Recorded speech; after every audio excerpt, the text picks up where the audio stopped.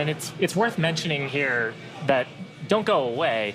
We are holding at T-minus 40 seconds, but once the teams have resolved and see the data that they want to see, the clock can restart straight away, and it'll start ticking down from T-minus 40 again, all towards liftoff. Yeah, exactly. Now, while we do have the ability to hold for up to 30 minutes, we only have a 20-minute launch window, so don't go away, don't change the channel, and just like Shiva said, we can restart that clock, and there it is. And there it goes.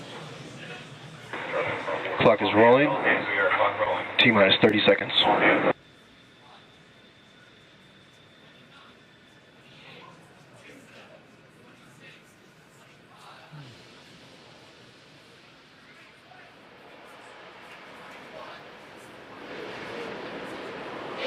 T-minus 15.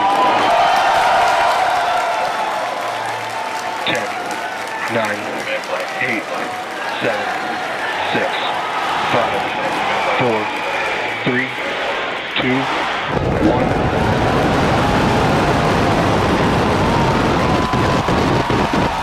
We have liftoff.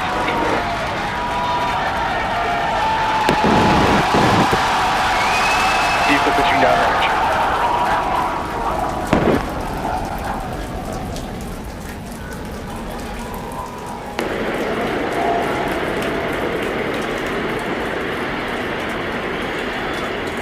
Chambers pressure nominal.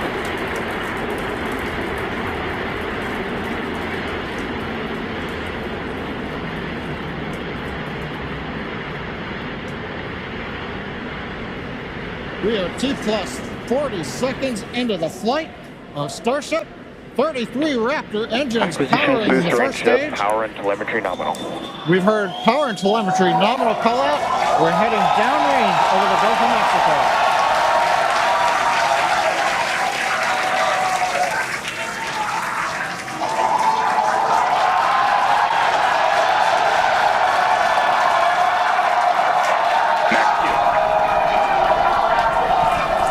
And that call out tells us Starship is through the period of greatest stress on the way to space.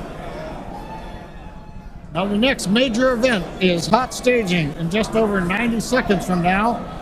To get ready, the booster will shut down all but 3 of the Raptor engines. Clamps holding the 2 stages together will release, and the Starship's second stage will ignite its engines. Starship will then separate from the Super Heavy booster and head to space. And at the same time, the 3 engines that are still firing on Super Heavy will flip the booster around. 10 more engines will ignite for the boost back burn, putting the first stage on path for a splashdown in the Gulf of Mexico.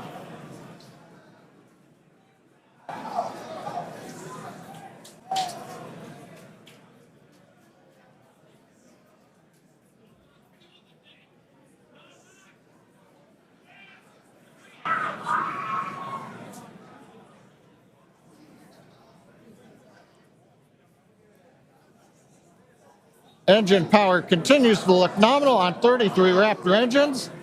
We're about to shut down the first stage and perform staging. Let's watch and listen.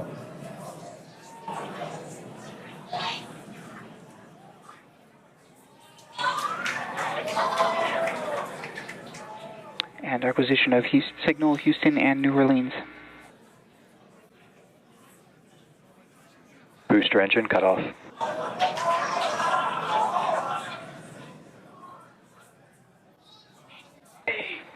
Stage separation. Boost back startup. Ship engine ignition.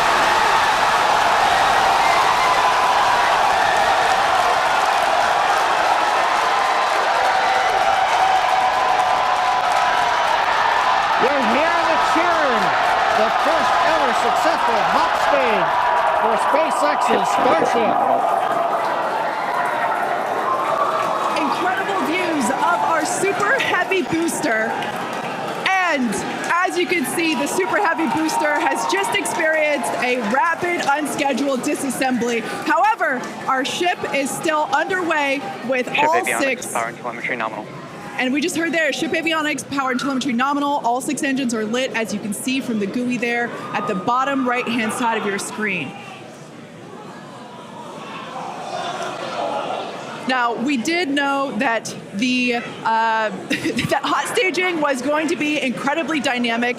We knew that there was a chance that the booster would not survive, but we're going to take that data and figure out how we can make the booster better for the next hot stage.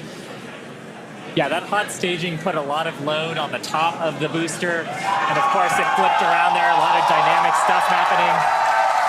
But ship is still going strong. And it's doing great. Right now, the ship, the second stage, is on its way. Like we said, you can see all 6 of its engines are ignited.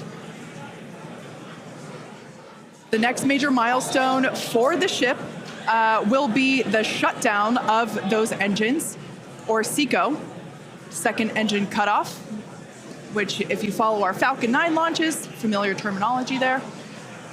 So far, today has been incredibly successful, even with the RUD of the Super Heavy booster. This is amazing. Primary objective of the booster today, to get to hot staging, to get ship on its way to orbit. It did that admirably. Yeah, we definitely asked. Starship trajectory nominal. All right, great news there. That trajectory for ship is Acquisition nominal. of signal, Cape Canaveral. Once again, Starship's second stage is firing those engines. And as you just heard, everything's looking good. Now, for the ship, we wanted it to survive hot staging, which, as you can see there by that little dot on your screen, it did. We also want to basically demonstrate that the successful startup of those engines, demonstrating controlled ascent, which is what it's doing right now, and eventually orbital insertion. We are hoping to basically send this around the Earth, and if it makes it this far, splash down in the Pacific Ocean, a couple hundred miles north of Hawaii. Now, if we get that far, like, all of that sounds great. Secondary objectives for ship, again, continuing to gather engine data and about its health, performance. Nominal ship chamber pressures.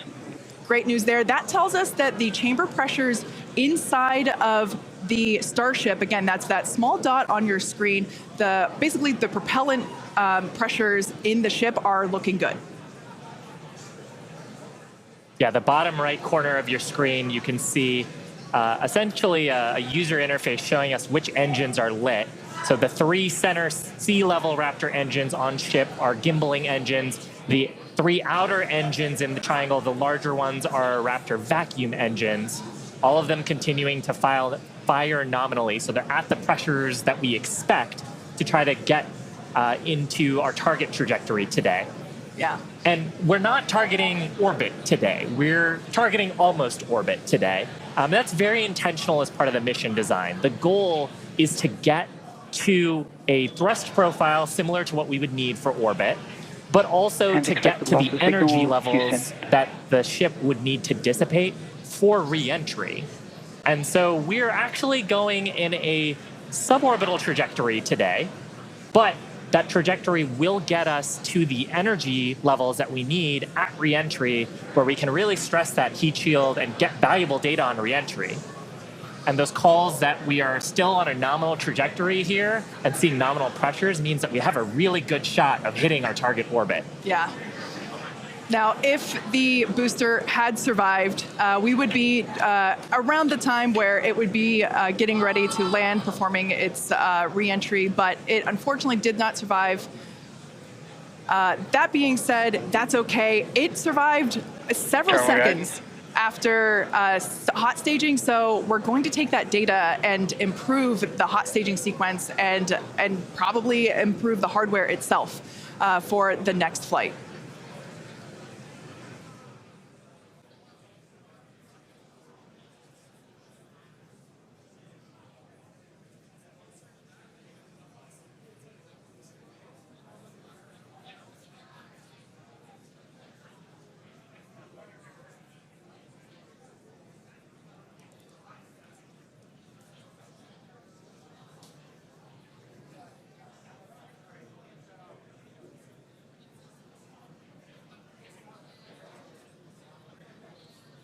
They're standing by for a call out here. Coming up on the projected time that ship would shut down its engines.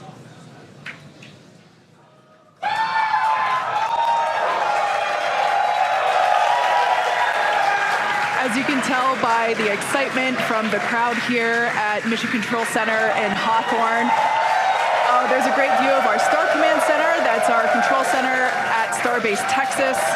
The crowd here, Mission Control Center behind us in Hawthorne. Everyone is super exciting. What a successful day this has been so far.